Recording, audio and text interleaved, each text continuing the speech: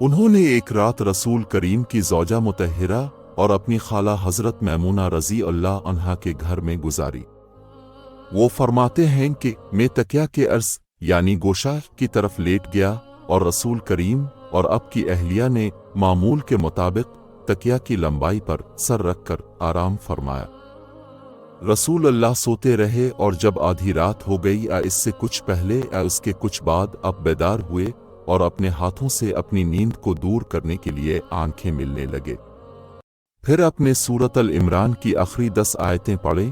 پھر ایک مشکیزہ کے پاس جو چھت میں لٹکا ہوا تھا اب کھڑے ہو گئے اور اس سے وضو کیا خوب اچھی طرح، پھر کھڑے ہو کر نماز پڑھنے لگے۔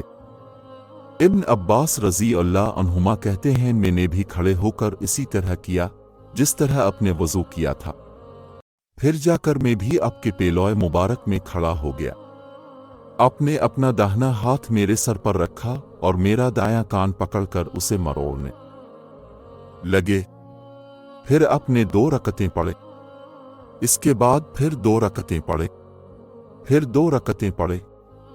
پھر 2 رکعتیں، پھر 2 رکعتیں، پھر 2 رکعتیں پڑھ کر اس کے بعد اپنے وتر پڑھا اور لیٹ گئے۔ پھر جب مؤذن آپ کے پاس آیا